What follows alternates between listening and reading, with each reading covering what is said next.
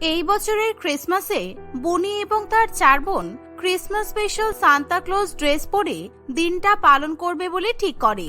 তাই তারা তাদের জমানো কিছু টাকা দিয়ে নিজেদের জন্য 5টা সান্তা ক্লজ ড্রেস কিনতে চলে যায়।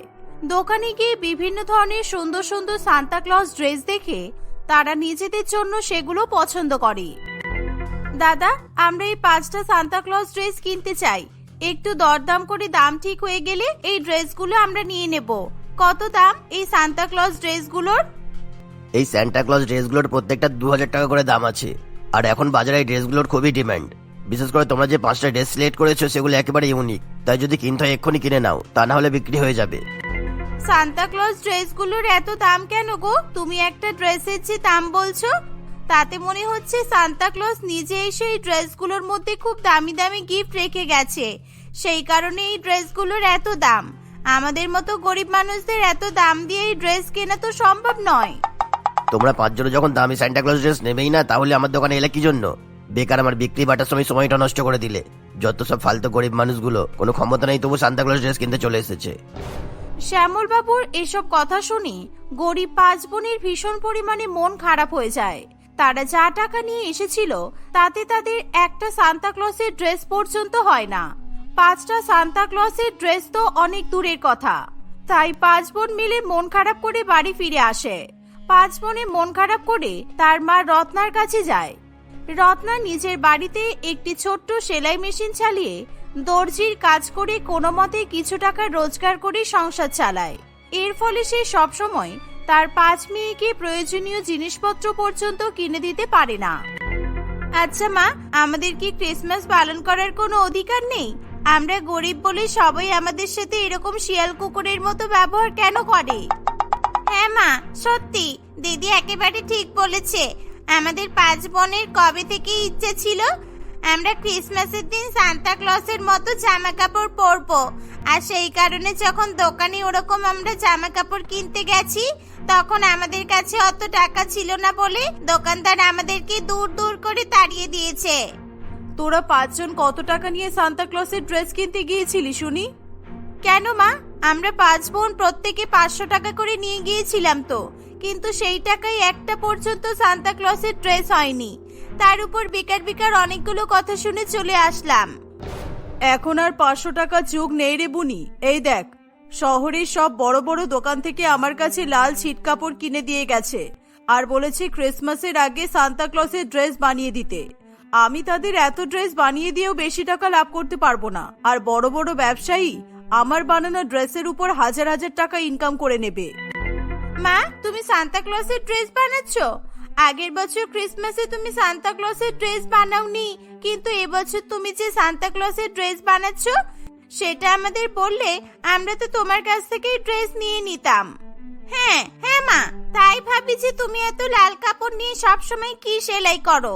তুমি সান্তা ক্লজের ড্রেস টুপি সবকিছু বানাচ্ছ? মা প্লিজ, আমাদের 5 বোনকে 5টা সান্তা ক্লজের ড্রেস দাও।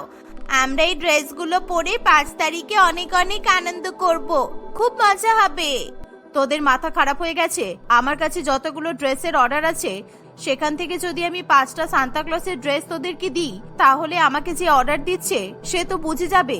তখন তাদের কাছে আমার মান সম্মান খারাপ হবে আর আমি একটা টাকাও পাবো না। তোদের 5 জনকে এই বছর আর সান্তা ক্লজের ড্রেস পরতে হবে না। পরের বছর যখন নিজেরা চাকরি পেয়ে ইনকাম করবি তখনই পরবি। এই বলে রত্না দেবী আবার লাল কাপড় সেলাই করে সান্তা ক্লজের ড্রেস তৈরি করতে শুরু করে। এভাবে নিজের মা সান্তা ক্লজের ড্রেস তৈরি করছে সে কথা জেনেও তারা 5 বোন নিজেদের জন্য সেই লাল ড্রেস এবং লাল টুপির ব্যবস্থা করতে পারে না। কিছুদিনের মধ্যে রত্না দেবী বেশ অনেকগুলো সান্তা ক্লজের ড্রেস বানিয়ে ফেলে। একদিন শ্যামল বাবু সেই সমস্ত ড্রেস নিতে রত্না দেবীর বাড়িতে আসে। কি হলো রত্না, তোমাকে যে কটা সান্টা ক্লজ ড্রেস বানাতে বলে গিয়েছিলাম তুমি কি সবকটা বানিয়েছো? আমি কিন্তু আজকে সব ড্রেসগুলো নিয়ে যাব, আমাকে দোকানে সাজাতে হবে, কারণ 25শে ডিসেম্বর আসতে আর মাত্র 2 দিন বাকি। হ্যাঁ দাদা, আমি সব ড্রেস তৈরি করে ফেলেছি। আপনি ভালো করে সান্তা ক্লজের ড্রেসগুলো গুনে নিন, তারপরে নিয়ে যাবেন। এই সময় বুনি সেখানে চলে আসে। শ্যামল বাবুকে দেখে বুনি খুব ভালো মতো তাকে চিনতে পারে। শ্যামল বাবুকে দেখেই বুনি প্রচন্ড পরিমাণে রেগে যায়। মা, বাইরে যে লোকটা বড় শপিং মলে সান্তা ক্লজের ড্রেস বিক্রি করে, আমাদের 5 বোনকে এই লোকটাই তো অপমান করে তাড়িয়ে দিয়েছিল। কিন্তু ও এখানে কি করছে মা? তুমি বদমাইশ লোকটার সঙ্গে একদম কথা বলো না। চুপ কর বনি, তোদের 5 বোনের জ্বালাই দেখছি আমি আর দর্জির কাজটাও ভালো করে করতে পারবো না। উনি আমার ক্লায়েন্ট। তোদেরকে যে বড় ব্যবসায়ীর কথা বলেছিলাম, ইনি হলেন সেই শ্যামল বাবু। ও, ওই বাসটা ভিকিরি তোমারই মেয়ে রত্না? কি রে, খুব তো তোরা আমার দোকানে 500 টাকা নিয়ে সান্টা ক্লজের ড্রেস কিনতে গিয়েছিলিস। পেয়েছিস কোথাও 500 টাকা দিয়ে ড্রেস? যাই হোক বাবা, আমি আমার অর্ডার দেওয়া সান্টা ক্লজ ড্রেসগুলো ভালো করে গুনে নিই, কারণ তোদের 5 গরিব বোনকে আমার কোনো বিশ্বাস নেই। তোরা যদি এখান থেকে 5টা সান্টা ক্লজ ড্রেস চুরি করে নিস তখন কি হবে? আমার 5 মেয়ে আপনার কাছে কম টাকায় লাল জামা লাল টুপি ড্রেস কিনতে যেতে পারে, কিন্তু ওরা আপনার সান্তা ক্লজের ড্রেস একটাও চুরি করবে না। আপনি নিশ্চিন্তে নিয়ে যেতে পারেন। শ্যামল বাবু ভালো করে সান্তা ক্লজের ড্রেসগুলো গুনে নেয়। সবকিছু ঠিকঠাক থাকলে সেই সান্তা ক্লজের ড্রেস পিছু 200 টাকা করে রত্নাদেবীর হাতে ধরিয়ে দেয়। প্রথমে রত্নাদেবী কিছুতেই এত কম টাকা নিতে চায় না, কিন্তু ওই যে শ্যামল বাবু বড় ব্যবসায়ী, আর বড় ব্যবসায়ীরা চাইলে তারা দিনমজুরকে দিয়ে যে কোনো দামে নিজেদের প্রয়োজনীয় কাজ করিয়ে নিতে পারে। শ্যামল বাবুও ঠিক তাই করেছে। দেখুন, আপনি সান্তা ক্লজের ড্রেস তৈরি করার জন্য লাল ছিট কাপড় দিয়ে গেছেন ঠিকই, কিন্তু আমাকেও অনেক জিনিসপত্র কিনতে হয়েছে। আর আপনি যে দাম আমাকে দিলেন সেই টাকায় আমার জিনিসপত্রের কেনা দাম পর্যন্ত উঠবে না। শোন, এখন 200 টাকা রাখ, পরের বছর যখন আমার সান্টা ক্লজ ড্রেস বানাবি তখন আরো 200 টাকা বাড়িয়ে দেবো, কেমন? এই বলে শ্যামল বাবু সেখান থেকে চলে যেতে যাবে, সেই সময় 5 বোন মিলে তাকে ঘিরে ধরে। ও, আমার মায়ের কাছ থেকে সান্তা ক্লজের ড্রেস 200 টাকা দিয়ে কেনা যায়, আর সেই ড্রেস 500 টাকায় আমাদের কাছে বিক্রি করা যায় না? তখন সান্তা ক্লজের ড্রেসের দাম 2000 টাকা ছাড়িয়ে যায় বলুন? এই দিদি, তুই তো দেখছি কিছুই বুঝিস না। আমাদের মা সামান্য দর্জি, গরমের মধ্যে বসে এই সান্তা ক্লজের ড্রেসগুলো সেলাই করে, সেই কারণে এগুলোর দাম 200 টাকা। আর এই একই ড্রেস যখন এসি লাগানো শপিং মলের মধ্যে বিক্রি হবে তখন সেই সান্তা ক্লজের ড্রেসের দাম হয়ে যাবে 2000 টাকা। কি হলো কাকু, চুপ করে আছেন কেন? আপনি উত্তর দিন। শ্যামল বাবু 5 বোনের এরকম ব্যবহারে ভীষণ পরিমাণে রেগে যায়।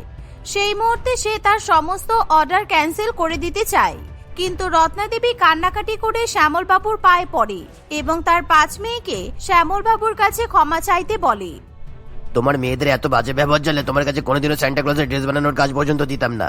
তোমাকে দিয়ে আমি আর কোনো কাজ করাবো না। আমার কাছে তোমার মতো অনেক দর্জি আছে যারা তোমার থেকেও ভালো সান্টা ক্লজের ড্রেস বানিয়ে দেবে। সুতরাং টাকার জন্য তোমার আমাকে দরকার, আমার তোমাকে দরকার নেই, বুঝেছো? তাই তোমার মেয়েদের ভালো ব্যবহার কিভাবে করতে হয় আগে শেখাও।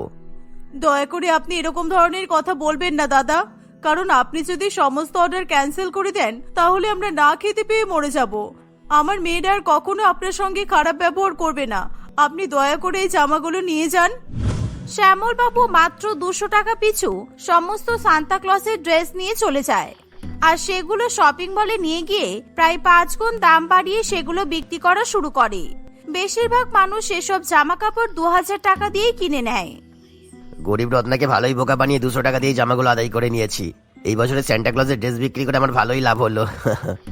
শ্যামল বাবু এরকম ভাবে রত্নাদেবীকে ঠকিয়ে নিজে হাজার হাজার টাকা লাভ করতে থাকে, কিন্তু রত্নার 5 মেয়ে তার মায়ের ব্যবসার এমন ক্ষতি কিছুতেই মেনে নিতে পারে না। ফলে তারা অন্যান্য দর্জিদের কাছে যায় এবং সেখানে গিয়ে সান্তা ক্লজের ড্রেস বানানোর দাম জিজ্ঞাসা করে। প্রত্যেকেই জানায় যে তারা অন্তত 2000 টাকার থেকে 1 টাকাও কমে কোনো সান্তা ক্লজের ড্রেস বানায় না। এমন কথা শুনে 5 বোন ভীষণ পরিমাণে অবাক হয়। তারা এমন ঘটনা তাদের মাকে এসেও জানায়। তোরা কি বলতে চাইছিস? 5 জন মিলে একেবারে আমার দর্জির ব্যবসা তুলে দেওয়ার জন্য উঠে পড়ে লেগেছিস? তোদের কি মনে হয় আমি যদি এখন শ্যামল বাবুকে সান্তা ক্লজের ড্রেস বানিয়ে না দিই তাহলে উনি আমাকে ছেড়ে দেবেন? তোদের বারবার বলেছি উনি অনেক বড় ব্যবসায়ী, তাই দয়া করে তোরা এসব কিছু করিস না। আমরা তোমাকে কি বলতে চাইছি তুমি তো সেই কথাটা বুঝতেই চাইছো না। আমরা বলছি যে তুমি সান্তা ক্লজের ড্রেস তৈরি করো, কিন্তু সেই ড্রেসগুলোকে কোনো মলে বা কোনো ব্যবসায়ীকে বিক্রি না করে নিজে বাড়ি থেকে সঠিক দামে বিক্রি করো, তাহলে দেখবে তুমি অনেক টাকা লাভ করতে পারবে। তোরা এই কথাটা যত সহজভাবে বলে দিলি কাজটা ততটাও সহজ নয়। আমি সামান্য দর্জি মাত্র, আর আমার পক্ষে কেবলমাত্র সান্তা ক্লজের জামা বানানো সম্ভব, কিন্তু সেগুলো বিক্রি করা সম্ভব নয়। আমি কোনোভাবেই বিক্রির কাজ করতে পারবো না। তুমি সান্তা ক্লজের জামা বিক্রি করা নিয়ে এত চিন্তা করছো কেন? তুমি শুধু সান্তা ক্লজের জামাগুলো বানাও, সেই জামাগুলো বিক্রি করার দায়িত্ব আমাদের 5 বোনের। আর তুমি বেশি শ্যামল বাবুর কথা চিন্তা করো না। প্রথমে তুমি আমাদের 5 বোনকে 5টা ভালো করে সান্তা ক্লজের জামা বানিয়ে দাও, তারপর তুমি নিজেই দেখতে পাবে আমরা কিভাবে সেগুলো বিক্রি করি। প্রথমে রত্নাদেবী কিছুতেই তার মেয়েদের কথায় রাজি হয় না, কিন্তু 5 বোন মিলে তাকে অনেক জোর করলে শেষ পর্যন্ত সে সান্তা ক্লজের জামা কাপড় বিক্রি করার জন্য রাজি হয়। প্রথমে সে নিজের মেয়েকে 5টা সুন্দর করে সান্তা ক্লজের লাল জামা প্যান্ট এবং লাল টুপি বানিয়ে দেয়। তার সাথে সে বানায় সান্তা ক্লজের গিফট রাখার লাল ঝুড়ি। 5 বোন মিলে তাড়াতাড়ি করে সান্তা ক্লজের ড্রেস পরে নেয় এবং ওই সান্তা ক্লজের ঝুলিতে বাকি জামা কাপড়গুলো ভরে ফেলে। এভাবে তারা সান্তা ক্লজের লাল ঝুলি নিয়ে এবং সান্তা ক্লজের ড্রেস পরে রাস্তায় সান্তা ক্লজের ড্রেসের ব্যবসা করতে বেরিয়ে পড়ে। মাত্র 1000 টাকায় কিনে নিন সান্তা ক্লজের ড্রেস, আর একটা সান্তা ক্লজের ড্রেস কিনলে আর একটা সান্তা ক্লজ একেবারে গিফট হিসেবে পাবেন, একেবারে ফ্রি। বড়দিন আসতে হাতে মাত্র 2 দিন বাকি, তাই বড়দিনের আগে এত সুন্দর অফার দয়া করে কেউ মিস করবেন না, কারণ এই অফার আর বেশি দিন থাকবে না। তাড়াতাড়ি সান্তা ক্লজের ড্রেস কিনে নিন আর গিফট হিসাবে পেয়ে যান আর একটা সান্তা ক্লজের ড্রেস। 5 বোনের এরকম সান্তা ক্লজের ড্রেস পরে জামা কাপড় বিক্রি করার অভিনব পদ্ধতি দেখে সকলে ভীষণ পরিমাণে পছন্দ করে। ফলে তারা সান্তা ক্লজের ড্রেস কেনার জন্য 5 বোনের কাছে চলে যায়। সকলে মিলে ভিড় করে 1000 টাকা দিয়ে 5 বোনের কাছ থেকে সান্তা ক্লজের ড্রেসগুলো কিনে ফেলে। প্রথম দিনই তাদের অনেক টাকা লাভ হয়। তারা রাত্রিবেলা খুশি হয়ে বাড়িতে ফিরে আসে। মা, তোমাকে আমি বলেছিলাম না আমরা ঠিক তোমার তৈরি করা সান্তা ক্লজের ড্রেসগুলো বিক্রি করে দেব। এই দেখো, আজকে আমাদের অনেক অনেক টাকা রোজগার হয়েছে, আর এই টাকাগুলো সম্পূর্ণ তোমার। আর আজকে লোকে সান্তা ক্লজের জামা কাপড় কেনার যে ধুম দেখলাম, তাতে তুমি যদি শ্যামল বাবুকে সান্তা ক্লজের ড্রেস সাপ্লাই করা ছেড়ে দাও তাহলে তোমার কোনো ক্ষতি হবে না। আমি সত্যি তোদেরকে ভুল বুঝেছি রে। আমি কাল থেকে আর শ্যামল বাবুর জন্য সান্তা ক্লজের ড্রেস বানাবো না, আমি নিজেই এবার ব্যবসা করব। এভাবে প্রত্যেকদিন 5 বোন তাদের মায়ের তৈরি করা সান্তা ক্লজের ড্রেস পরে সেই একই ড্রেস বিক্রি করতে শুরু করে। ধীরে ধীরে শহরবাসী বড় বড় শপিং মল থেকে সান্তা ক্লজের ড্রেস কেনা বন্ধ করে দেয়। তারা 5 বোনের কাছ থেকেই সকল প্রকার ড্রেস কেনে। এর ফলে শ্যামল বাবুর ব্যবসা একেবারে লাটে ওঠে। সে যখন জানতে পারে যে রত্নার 5 মেয়ে এরকম ভাবে তার ব্যবসার ক্ষতি করেছে, তখন সে তাদের ব্যবসা বন্ধ করে দেওয়ার জন্য নানান রকম ফন্দি কষতে শুরু করে। কিন্তু সে এমন কিছু করতে পারে না যাতে 5 বোনে সান্তা ক্লজের ড্রেস বিক্রি করা বন্ধ হয়ে যায়। এভাবে রত্নাদেবী প্রত্যেকদিন সুন্দর সুন্দর সান্তা ক্লজের ড্রেস তৈরি করে, আর তার মেয়েরা সেগুলো পরে এক অভিনব ব্যবসার মাধ্যমে অনেক অনেক টাকা রোজগার করে নিজেদের অবস্থার পরিবর্তন ঘটায়। এত বৃষ্টির মধ্যে তোমার মনে হয় আমাদের পার্লারে আজকে আর কেউ আসবে? বর্ষা তো সবে শুরু হলো, এখনই যদি এই অবস্থা হয় তাহলে আর কয়েকদিন পর থেকে তো পার্লার বন্ধ করে রেখে দিতে হবে। তুমি এত কিছু ভেবো না তো, যা হবে দেখা যাবে। আজকে যদি বৃষ্টির জন্য কেউ না আসে কালকে আসবে, কাল না এলে পরশুদিন আসবে। একটাই পার্লার এখানে, না এসে লোকে যাবে কোথায়? মহাজনের কাছ থেকে এতগুলো টাকা ধার নিয়ে আমরা এই পার্লারটা খুলেছি। প্রত্যেক মাসে যদি সেই টাকা সুদ না দিতে পারি তাহলে যে কি হবে সেটা ভাবলেই আমার ভয় করে। মৌসুমীর কথা শেষ হওয়ার আগেই ঝমঝম করে বৃষ্টি শুরু হয়ে যায় এবং তাদের বাড়ির ছাদ থেকে জল পড়ে তাদের বিউটি পার্লারের প্রায় সমস্ত জিনিস একেবারে ভিজে যায়। তারা কোনো রকমে সবকিছু বাঁচিয়ে নিজেদের বাড়িতে নিয়ে আসে। তাদের অনেক অনেক মেকআপের জিনিস নষ্ট হয়ে যায়। এমন অবস্থা দেখে মৌসুমী খুবই কাঁদতে শুরু করে। ভেঙে পড়লে হবে না মৌসুমী, মাত্র তো কয়েকটা জিনিস ভিজেছে, আবার সবকিছু শুকিয়ে যাবে। না সকালে আমরা নতুন করে কিনে নেব। তুমি কান্নাকাটি করে নিজের শরীর খারাপ করো না। তুমি কি করে এত শান্ত থাকতে পারছো বৌদি? ওই একটা পার্লার ছাড়া আমাদের তো রোজগার করার আর কোনো উপায় নেই। এর মধ্যে যদি প্রত্যেকদিন এভাবে জল পড়তে থাকে তাহলে না আমাদের পার্লারে কেউ মেকআপ করতে আসবে আর না আমরা সময় মতো সুদ দিতে পারবো। উল্টে দাদার উপর আরো বেশ কিছু টাকার বোঝা এসে পড়বে। বিয়ের পর থেকে কোনোদিনও বাবা মায়ের কাছে কিছু চাইনি, তবে যদি পার্লারটা ঠিক করতে হয় তার জন্য যা টাকা লাগবে আমি আমার বাবার কাছ থেকে চেয়ে নেব। বিয়ের পরে ওরা তোমাকে একবারের জন্য ফোন করেনি, আর তোমার মনে হয় ওরা তোমাকে টাকা দেবে? এভাবেই মৌসুমী আর দেবযানী দুই ননদ বৌদি মিলে বর্ষাকালে তাদের পার্লার বাঁচানোর জন্য নানান রকম আলোচনা করতে থাকে। মৌসুমীর দাদা চয়নের সঙ্গে দেবযানীর বিয়ে হয়েছে মাত্র কয়েক মাস আগে। তাদের বিয়েটা দেবযানীর বাবা মায়ের অমতেই হয়েছিল। সেই কারণেই দেবযানীর সঙ্গে তার বাবা মায়ের আর আগের মতো সম্পর্ক নেই। অনেকগুলো দিন আগের কথা, যখন দেবযানীর হঠাৎ করে বিউটিশিয়ান কোর্স করার খুবই ইচ্ছা হয়। তোর বাবার এত টাকা, তুই যেটা বলবি তোকে সেটা করাতেই রাজি আছি। আর তুই কি না শেষ পর্যন্ত বিউটিশিয়ান কোর্স করবি? পৃথিবীতে এত রকমের কোর্স থাকতে তোকে এটাই করতে হবে? বিউটিশিয়ান কোর্স করাতে কি এমন খারাপ আছে মা? লোকজনকে সাজানো তো ভালো কাজ। তুমি তো জানো আমার মেকআপ করতে কত ভালো লাগে, আর আমি সাজাতেও ভালো পারি। তাহলে তোমার অসুবিধাটা কোথায়? তুই আমার মেয়ে, তোর বাবা কোটিপতি। দেশ বিদেশের বড় বড় বিউটিশিয়ানরা এসে তোর মেকআপ করে দিয়ে যাবে, আর সেখানে তুই নিজে অন্যদের সাজানোর জন্য কাজ করতে চাইছিস? দেখো মা, জীবনটা অনেক ছোট, কবে কোথায় কখন কি হয়ে যায়। আর আমি সেই জন্যই চাই আমার সমস্ত রকমের ইচ্ছাগুলো যেন আমি পূরণ করতে পারি। বিউটিশিয়ান কোর্স করাটা আমার ইচ্ছাগুলোর মধ্যে একটা। ঠিক আছে, শিখতে চাইলে শেখ, কিন্তু শেখার পরই কোনো রকমের পার্লারে কাজ করতে চাইবি না তুই। আগেই বারণ করে দিলাম, ওটা আমাদের পরিবারের মান সম্মানের বিরুদ্ধে কাজ করা হবে। এই বলে অনামিকা দেবী সেখান থেকে চলে যায়। দেবযানীও তার মায়ের কথায় বেশ খুশি হয়। বিউটিশিয়ানের কোর্স শেষ হতে 6 মাস। এই 6 মাসে মাকে আমি ঠিক বিউটি পার্লার খোলার জন্য মানিয়ে নেব, না হলে বাবা তো আছেই। এসব ভাবতে ভাবতে দেবযানী খুবই খুশি মনে বিউটিশিয়ান কোর্স করার জন্য নিজের নাম নথিভুক্ত করে দেয়। দেখতে দেখতে বেশ কয়েকদিন কাটে। বিউটিশিয়ান কোর্সের ইনস্টিটিউশনে দেবযানীর একজন বেশ ভালো বন্ধু হয়। দেবযানী তার সমস্ত রকম সমস্যার কথা তার বান্ধবী মৌসুমীর কাছে বলতে থাকে। মৌসুমী দেবযানীর কথা প্রত্যেক দিনই শোনে, কিন্তু কি করবে বা কি বলবে বুঝে পায় না। তুমি তো আমার থেকে কয়েক বছরের বড়, তাই তোমাকে আদেশ বা উপদেশ কি দেব কিছুই বুঝে পাই না আমি। তবে তোমার কাছে তোমার মায়ের কথা শুনে আমি একটা জিনিস বুঝতে পারি, তোমার এই কোর্সটা শেষ হলেই তোমার মা ঠিক তোমার বিয়ে দিয়ে দেবে। তোমার হঠাৎ করে এরকম মনে হওয়ার কারণটা কি? আমার বলা কোন কথাটা শুনে তোমার এরকম মনে হলো? তুমি সবসময় বলো না যে তোমার মা বলেছে কোর্স করার পরে তোমাকে আর পার্লারে কাজ করতে দেবে না, তাই আমার মনে হয় তুমি যদি বাড়িতেই থাকো তাহলে তোমার মা তোমাকে কাজ করা থেকে আটকাতে পারবে না, তাই ঠিক তোমার বিয়ের ব্যবস্থা করে দেবে। কিন্তু আমার তো অনেক স্বপ্ন আছে, আমি নিজের একটা বিউটি পার্লার করব, আমি অনেক অনেক বউ সাজাবো। নিজে তাড়াতাড়ি বউ সাজার কোনো ইচ্ছা নেই আমার। আর তুমি বিউটিশিয়ান করার পর কাজ করবে তো? তোমার বাড়িতে কেউ জোর করে না বিয়ের জন্য? আমার বাড়িতে আমার দাদা আর আমার মা আছে। দাদা একাই পুরো সংসারের দায়িত্ব কাঁধে তুলে নিয়েছে, তাই জন্য কোনো কোর্সের চেষ্টাও করতে পারিনি। দাদাকে সাহায্য করব বলে সেই কারণেই আমি বিউটিশিয়ান কোর্স করছি। তারপরে একটা পার্লারের কাজ করে বা নিজেই বাড়িতে একটা ছোটখাটো পার্লার খুলে সেখান থেকে যতটা ইনকাম হবে সবটা দাদার হাতে তুলে দেব, এটাই আমার প্ল্যান। তার মানে তোমাদের বাড়ির কারোর আপত্তি নেই? তুমি লোকজনকে সাজালে কেউ তোমাকে বকাবকি করবে না? বকা তো দূরের কথা, আমাকে আমার মা আর দাদা প্রচন্ড সাপোর্ট করে।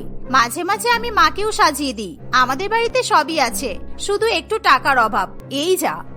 মৌসুমীর কথা শুনে দেবযানী কি সব যেন ভাবতে থাকে। অনেকক্ষণ ভাবার পরে হঠাৎই সে আবার বাস্তবে ফিরে আসে কারোর একজনের গলার আওয়াজ পেয়ে। দেবযানী তাকিয়ে দেখে মৌসুমীর দাদা মৌসুমীকে ডাকছে। আজকে মৌসুমীর দাদা তাকে ইনস্টিটিউশন থেকে বাড়ি নিয়ে যেতে এসেছে। ওয়াও, মৌসুমী দাদাকে কি হ্যান্ডসাম দেখতে, আর ছেলেটার মনটাও এত ভালো। সংসারের সমস্ত খরচা সামলে বোনকে বিউটিশিয়ানের কোর্স করাচ্ছে। এরকম একটা ছেলেকে বিয়ে করতে পারলে আমার সব স্বপ্ন আমি সত্যি করতে পারবো। সেদিনই ইনস্টিটিউশন থেকে বাড়িতে এসে দেবযানী শুধু একটাই কথা ভাবতে থাকে, কিভাবে এবং কি করলে সে মৌসুমীর দাদাকে বিয়ে করতে পারবে। কারণ সে তাকে বিয়ে করলে সে নিজের ইচ্ছা মতো পার্লার খুলে সবাইকে সাজিয়ে নিজের স্বপ্ন পূরণ করতে পারবে। এই একই জিনিস বেশ কয়েকদিন ধরে ভাবার পর দেবযানী ঠিক করে সে মৌসুমীকে সমস্ত কথা জানাবে। দেবযানী মৌসুমীকে জানালে মৌসুমীও তার দাদাকে সমস্ত কিছু জানায়। মৌসুমীর কাছে এমন একটা কথা শুনে তার দাদা চয়ন খুবই অবাক হয়। সত্যি বলছি দাদা, দেবযানী এটাই চেয়েছে। ও চায় না যে ওর মা যার তার সঙ্গে ওর বিয়ে দিয়ে দিক, আর ওর ভবিষ্যতে বড় বিউটিশিয়ান হওয়ার স্বপ্নটা ভেঙে যাক। আচ্ছা, আমি আগে তোর বান্ধবীদের সাথে কথা বলি, তারপর বাকি সিদ্ধান্ত নেওয়া যাবে। মৌসুমীর সাথে কথা বলে চয়ন কয়েকদিনের মধ্যেই দেবযানীর সঙ্গে আলাপ করে। দেবযানীর সাথে কথা বলে চয়ন তাকে বিয়ে করার সিদ্ধান্ত নেয়। কয়েকদিনের মধ্যেই দেবযানী বাড়ি থেকে পালিয়ে আসে এবং সে চয়নের সঙ্গে কোর্ট ম্যারেজ করে। তারপর থেকে দেবযানী মন দিয়ে নিজের বিউটিশিয়ান কোর্সটা কমপ্লিট করে। দেবযানীর বাবা মা তার সাথে আর কোনো রকম সম্পর্ক রাখে না, তাকে ফোন করে তার খোঁজও নেয় না। আরো কয়েকদিন এভাবে কাটে। আমাদের তো কোর্স কমপ্লিট হয়ে গেল, সার্টিফিকেটও পেয়ে গেছি। আমরা নিজেদের একটা পার্লার খুলতে পারবো এবার, বলো মৌসুমী? একদম পারবো, আমি তো ভেবেই নিয়েছি। দাদাকে বলবো মহাজনের কাছ থেকে কিছু টাকা ধার করে আনতে, আর আমরা পার্লার চালিয়ে প্রত্যেক মাসে মাসে সেই টাকা শোধ করে দেব। আইডিয়াটা ভালো না? খুব ভালো আইডিয়া। আমাদের এরই মধ্যে কাজ শুরু করে দিতে হবে। তোমার দাদার সাথে আজকেই আমি কথা বলবো। দেবযানী আর মৌসুমী দুজনেই চয়নের সঙ্গে কথা বলে, কিন্তু চয়ন মহাজনের কাছ থেকে টাকা চাইতে কোনোভাবেই রাজি হয় না। কারণ চয়ন জানতো মহাজনের কাছে বন্ধক রেখে টাকা নেওয়ার মতো কোনো জিনিসই তার কাছে নেই। তারপরও মৌসুমী আর দেবযানী প্রচন্ড দুঃখ পায়। তারা ঠিক করে তারা দুজনেই মহাজনের কাছে টাকা চাইতে যাবে। যেমন কথা তেমনই কাজ, তারা সন্ধ্যার মধ্যে মহাজনের বাড়িতেও পৌঁছে যায়। এমনি এমনি তো আমি টাকা ধার দিই না। ধারে টাকা নিতে গেলে আমার কাছে কিছু একটা বন্ধক রাখতে হবে। তোমাদের যে অবস্থা তাতে তো তোমরা গহনাগাটিও বন্ধক রাখতে পারবে না। দামি কিছু বন্ধক না রাখতে পারলে অত টাকা আমি ধার দিতেও পারবো না বাবা। মগনলালের কথা শুনে মৌসুমী আর দেবযানী বেশ কিছুক্ষণ নানান রকমের আলোচনা করতে থাকে। তারা ঠিক করে তারা তাদের বাড়ির দলিলটা বন্ধক রাখবে। মগনলালকে তারা তাদের বাড়ির দলিলটা এনে দেয় এবং সেটা মগনলালের কাছে রেখে তার থেকে বেশ কিছু টাকা নিয়ে আসে। সেই টাকা দিয়ে তারা তাদের বাড়ির এক পাশে একটা ছোট্ট মতো ঘর তুলে সেখানে পার্লার খোলে। তাদের পার্লার বেশ ভালোই চলতে থাকে। কিন্তু হঠাৎ করেই শুরু হয় বর্ষাকাল। পার্লারে লোক ঢোকা তো দূরের কথা, পার্লারের ভেতরে হাঁটু পর্যন্ত জল জমে যায়। এমন সময় তাদের পার্লারে তাদের এক প্রতিবেশী আসে। এ কি গো, তোমাদের পার্লারের অবস্থা এমন কেন? এটা পার্লার না পুকুর বোঝাই তো যাচ্ছে না। আমি যে ভাবলাম আমার মেয়েকে তোমাদের পার্লারে সাজাতে নিয়ে আসবো, সেই জন্যই তো কথা বলতে এসেছিলাম। ধুর ধুর, মেজাজটাই বিগড়ে গেল। এই গ্রামে তো আর ভালো কোনো পার্লারও নেই। আমরা কিছুক্ষণের মধ্যেই সব পরিষ্কার করে ফেলবো কাকু, একদম চিন্তা করবেন না। আপনার মেয়েকে কবে সাজাতে হবে বলুন, আমরা সব তৈরি রাখবো। তারপরে আমার মেয়ের মেকআপ হয়ে যাওয়ার পর যদি এমন বৃষ্টি হয়, সব সাজগোজ তো মুছে ধুয়ে যাবে। মেকআপের পেছনে অত সময় নষ্ট করা যাবে না। দেখি যদি অন্য কাউকে পাওয়া যায়। এই বলে মনোহর বাবু সেখান থেকে চলে যায়। তার কথা শুনে মৌসুমী ও দেবযানী খুবই হতাশ হয়ে পড়ে। সেই গোটা দিনটা তাদের পার্লারে আর কেউ আসে না। এমন অবস্থায় দেবযানী ঠিক করে সে তার বাবা মায়ের কাছ থেকে টাকা চাইবে নতুন এবং ভালোভাবে পার্লারটা বানানোর জন্য। তাই জন্য সে তার মাকে ফোন করে। আপনি কে বলছেন আমি চিনতে পারছি না। দেবযানী নামের কাউকে আমি চিনি বলে আমার তো মনে পড়ছে না। মা, তুমি আমাকে চিনতে পারছো না? তুমি নিজের মেয়েকে ভুলে গেলে? এরকম করো না মা, আমার এখন সত্যিই তোমাদের খুব দরকার। সেটা তো আমি বুঝতেই পেরেছি। দরকার না পড়লে তুই আবার আমাকে ফোন করবি কেন? এতদিন তো তুই আমাদের কোনো খোঁজ খবর নিসনি। নিজের ইচ্ছা মতো যাকে খুশি একটা বিয়ে করে বাড়ি থেকে চলে গেলি। সব যখন নিজের ইচ্ছে মতোই করছিস, তাহলে টাকার জন্য বাবা মায়ের কাছে হাত পাততে হচ্ছে কেন? দেবযানী তার মাকে তার এমন হঠাৎ করে চয়নকে বিয়ে করার সিদ্ধান্ত নেওয়ার কারণটা জানায়। আমি খুব ভয় পেয়ে গিয়েছিলাম মা। আমি ভেবেছিলাম হয়তো রেগে গিয়ে তুমি আমার বিয়ে তোমার পছন্দের কোনো পাত্রের সঙ্গে দিয়ে দেবে, আর সে যদি আমাকে পার্লার খুলতে না দেয় তাহলে তো আমার সারা জীবনের সবচেয়ে বড় স্বপ্নটাই অপূর্ণ থেকে যাবে। তাই আমি এমন করেছি। অনামিকা দেবী কিছু না বলেই ফোনটা কেটে দেয়। দেবযানী ভয় এবং চিন্তায় হাউমাউ করে কাঁদতে থাকে। কারণ মহাজনের কাছে সময় মতো টাকা না পৌঁছালে মহাজন তাদের পার্লার তো বন্ধ করবেই, উপরন্তু বাড়িটাও হাতিয়ে নেবে। এসব কথা ভাবতে ভাবতে আরো 2-1 দিন কাটে। একটু বৃষ্টি কমতেই দেবযানী আর মৌসুমীর পার্লারে একজন মহিলা আসে। অনেকদিন পরে একজন কাস্টমার পেয়ে তারা দুজনেই খুবই খুশি হয়ে তাকে সাজানোর জন্য পুরো প্রাণপাত করে ফেলে। তার সাজগোজে তারা কোনো রকমের ত্রুটি রাখে না। সত্যি দেবযানী, তোমার মা ঠিক বলেছিল। এই গোটা গ্রামে তোমার মতো করে সাজাতে আর কেউ পারবে না। আপনি আমার মাকে চেনেন? মা আপনাকে এখানে পাঠিয়েছে? হ্যাঁ, তোমার মাই আমাকে এখানে পাঠিয়েছে। আমি মীনাক্ষী। শহরে আমার 5টা বড় বড় বিউটি পার্লার আছে। ইচ্ছে ছিল গ্রামেও আমার একটা বিউটি পার্লার খুলবো, কিন্তু গ্রামে তো আমার প্রত্যেকদিন আসা সম্ভব হয় না। তাই সুন্দর করে সাজাতে পারে এমন লোক অনেকদিন ধরেই খুঁজছিলাম। তখন তোমার মা তোমার আর তোমার ননদের এই বিউটি পার্লারের কথা আমাকে জানায়। সেদিন থেকে আসবো আসবো ভাবছিলাম, কিন্তু বৃষ্টির জন্য আসতে পারিনি। তোমরা কি আমার বিউটি পার্লারে কাজ করবে? মানে বিউটি পার্লারটা পুরো তোমাদেরই থাকবে, কিন্তু আমার নামে থাকবে। আমি শুধু তোমাদের মাসিক লাভের থেকে 20% নিজের জন্য রাখবো। রাজি থাকলে আজকেই 50,000 টাকা অগ্রিম দিয়ে যাব। মীনাক্ষীর কথায় দেবযানী আর মৌসুমী দুজনেই রাজি হয়। তারা মীনাক্ষীর কাছ থেকে অগ্রিম টাকাটা নিয়ে কিছু টাকা দিয়ে পার্লারটা ঠিক করে আর বাকি টাকা মগনলালকে ফিরিয়ে দেয়। কয়েকদিনের মধ্যেই তাদের পার্লার নতুন করে তৈরি হয়ে যায় এবং রমরমিয়ে চলতে থাকে। দেবযানীর মা বাবাও তাকে ক্ষমা করে দেয়। তারপর থেকে তারা সবাই মিলে সুখে শান্তিতে দিন কাটাতে থাকে।